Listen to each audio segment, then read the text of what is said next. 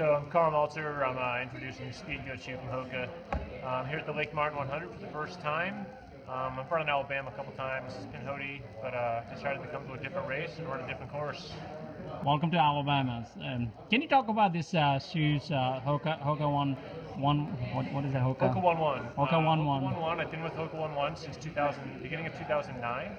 And after a few years of running in the other shoes, we started to make a shoe called the Speedgoat, aka my nickname. So here it is, front side, back side, upside down, if I can catch it. What we've really done with the shoe is we've created a real traction with the V-rim sole. So what that does basically grips the trail, I mean, better than pretty much any shoe out there as far as what I've seen. And part of the sole is part of where it flexes like this a little bit. You can see the grooves on the side. What that does is help the shoe kind of grab the trail. With proprioception, what that does is it sort of absorbs the trail a little bit, which is what we're really looking for. The shoe is kind of medium. I'd call it medium narrow. It's not a super wide shoe, but it really fits snug to your foot. With only 4 eyelets, it kind of has a little bit more room in the toe, which gives you more room to, you can kind of, what you want to do is kind of size up about half size, and then gives you a little more room in the toe just for when your feet swell on 100 milers.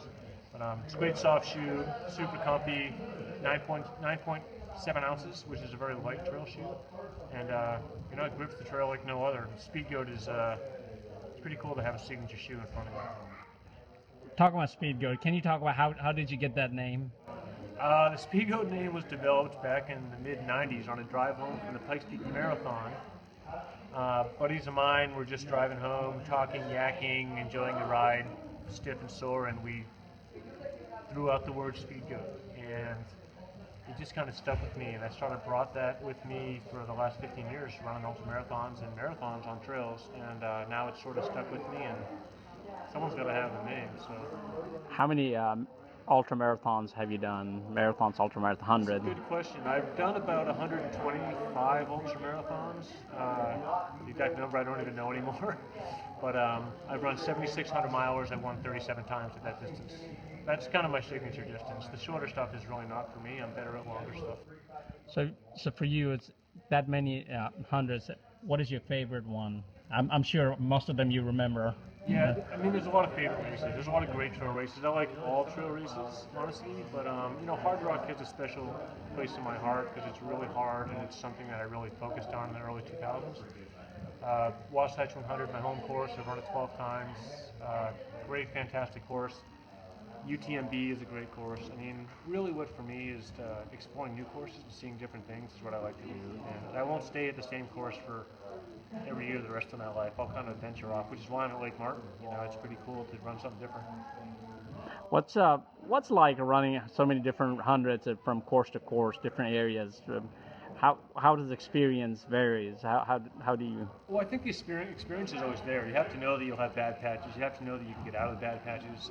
When you go to different places like whether it's Lake Martin or the Grindstone 100 or UTMB or Hardrock or any of those places, you have to accept adversity and challenge. Things are different all the time.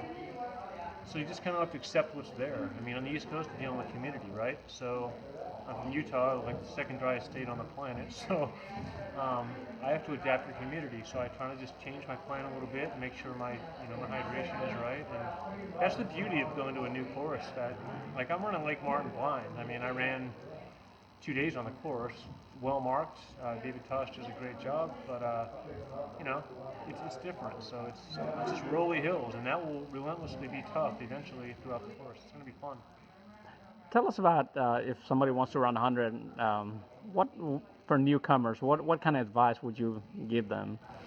Well, I think you have to. If you're running a first 100, I think you have to respect the distance. Number one, you have to. It's easy to say don't be intimidated by the distance, but your first time, yeah, we're all intimidated by it, right? But at the same time, if you've been training well and things are going well, the whole key to it is sticking with, just keep eating. Nibble and sip is like a great piece of advice because you never want to put too much in you at once or too little at once at the same time. Just kind of nibble and sip. And remember that things always don't get worse. Things can actually get better after mile 70 than it is at mile 20 sometimes. I felt terrible at mile 20 sometimes, but you know, I talked myself into keep going, and by mile 50, I'm cruising along again. So you have to just remember that it's a long day. It's going to take, you're going to go through the night, and it's going to be hard, but when the finishing is the real key. When you finish, you'll remember that I just did 100 miles. 50 miles becomes super easy, sort of. But just remember that, you know, you can do it. Everyone can do it if you really try. You know, if you don't finish and you have a tough day, then you know you go back and get it again, and that's just how it works. You just have to like persevere and be tough. So my next experience, what happened this summer after the Lake Martin 100, I'm heading to the Sonoma 50 in 3 weeks. That's really just going to go visit my friends.